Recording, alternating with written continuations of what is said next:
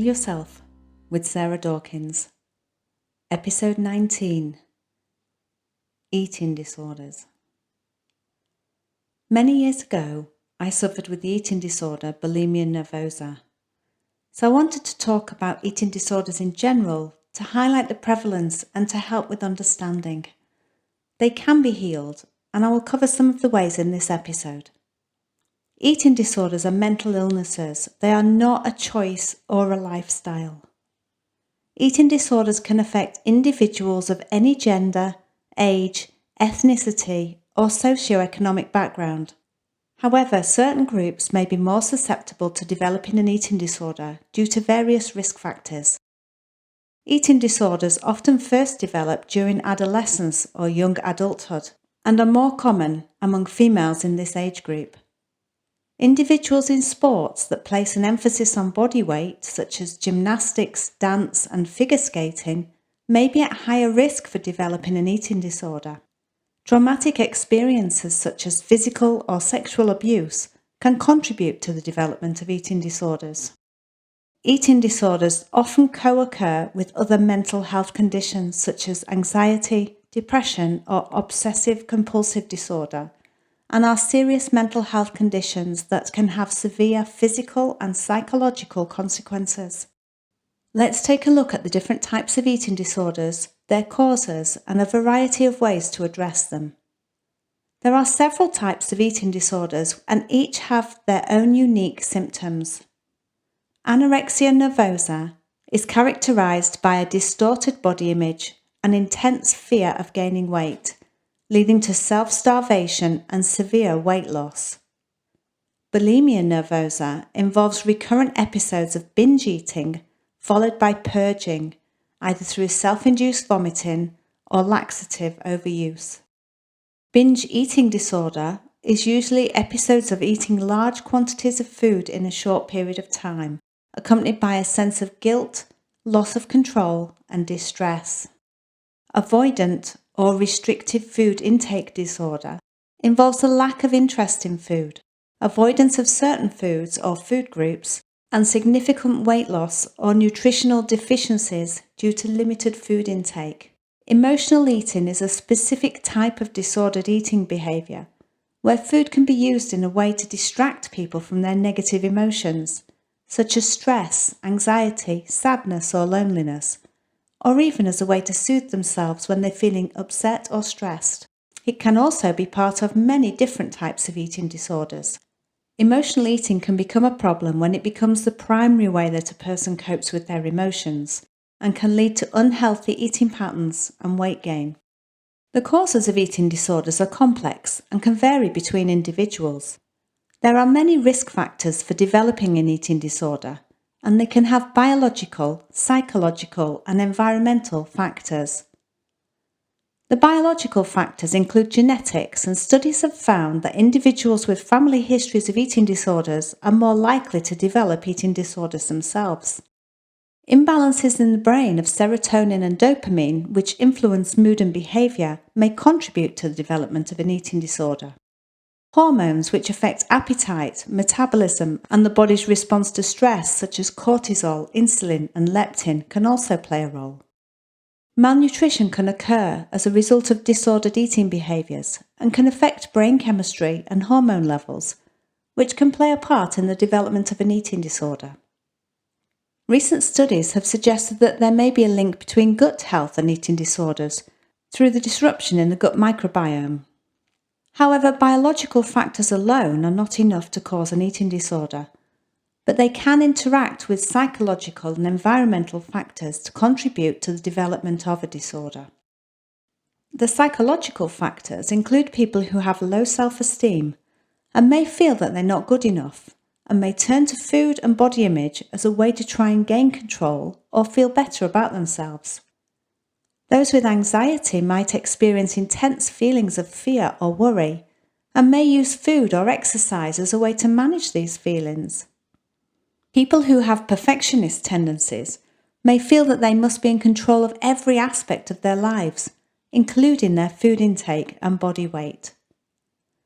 Traumatic experience such as abuse, neglect, or other forms of trauma can also contribute to the development of an eating disorder. Those who experience depression with feelings of sadness, hopelessness, and low self-worth can have disordered eating behaviours. And people with obsessive compulsive tendencies may become fixated on their food intake, body weight, or exercise routine, and may struggle with rigidity and inflexibility in these areas. Everyone's experience with an eating disorder is unique, and the psychological factors that contribute to the disorders can vary from person to person. Environmental factors also play a significant role through cultural and societal pressures, such as the idealization of thinness or a particular body type, contributing to the development of eating disorders. Poor family dynamics can cause a person to develop an eating disorder as a way to cope with family conflict or to gain a sense of control in a chaotic or dysfunctional family environment. Peer pressure and the pressure to conform to certain body standards or engage in unhealthy eating behaviours can lead to disordered eating habits, particularly among adolescents and young adults. Strict dieting or weight loss efforts can lead to an unhealthy preoccupation with food and body image, which can spiral into disordered eating behaviours. Social media can be a trigger, as it often promotes unrealistic body standards and can contribute to negative self-comparisons. Environmental factors alone are not enough to cause an eating disorder, but they can interact with psychological factors and contribute to the development of a disorder. Recovery from an eating disorder needs to address the underlying biological, psychological, and environmental factors that contribute to the disorder. There is no one-size-fits-all, so treatment is based on each individual and can involve a combination of approaches. Early detection, acknowledgement, and intervention can greatly improve the chances of successful recovery. Here are some steps that individuals with eating disorders can take to help themselves in the healing process. Learn as much as you can about the eating disorder you have and its effect on your physical and mental health. This can help you to understand your behaviours and make informed decisions about your recovery. Developing self-compassion is an important part of the healing process. This involves treating yourself with kindness and understanding rather than judgment and criticism. This may be challenging, but it can help to reduce shame and guilt surrounding food and body image. Practice self-care by engaging in activities that make you feel good, such as spending time with loved ones, reading, or taking a bath. Be kind to yourself and avoid negative self-talk. Engaging in regular physical activity can be beneficial for both physical and emotional health. It can help to reduce stress, improve mood, and boost self-esteem. So find a type of movement that feels enjoyable and sustainable, rather than using exercise as a way to compensate for food intake. Getting enough restful sleep is important for overall health and well-being, and can also help to reduce stress and emotional eating. Establish healthy eating habits that promote balanced and nutritious eating, because these can be helpful in managing the symptoms of an eating disorder, and avoid restrictive or fad diets, as these can contribute to disordered eating behaviours. Develop healthy coping strategies for dealing with negative emotions, such as stress management techniques, and learning to eat mindfully by paying attention to the taste, texture, and sensations of food while being in the present moment during eating. Learn to pay attention to hunger and fullness cues and develop a healthy relationship with food. Stigma around mental health and eating disorders can be a barrier to acknowledging the disorder and seeking help. It's important to understand that seeking help for an eating disorder is a courageous and important step in the healing process. So reach out to family and friends who can support you in your recovery. Consider joining a support group or online community of individuals who are going through similar experiences. It helps to know that you're not alone. It can also help to reduce feelings of isolation and shame. Mind-body practices such as yoga, meditation, or Tai Chi can be helpful in reducing stress and improving overall emotional well-being. These practices can also help increase body awareness and self-acceptance. Be mindful of how you use social media and how it affects your mental health. Take steps to protect yourself if necessary. Identify what triggers you to eat, to not eat, or to purge, as this can help you to develop strategies for coping with those triggers in a healthier way.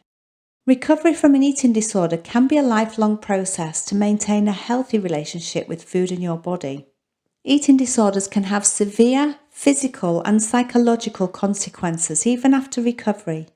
Long-term effects can include organ damage, bone loss, and increased risk for other mental health conditions. So prevention efforts such as positive body image, healthy eating habits, and addressing weight stigma can help to reduce the risk of an eating disorder. It's important to remember that recovery from an eating disorder is a journey, and you may have setbacks along the way. Be patient with yourself and stay committed to your recovery. If you enjoyed this, please like and comment on the episode, subscribe to my podcast, and share it with your friends and loved ones. Thank you.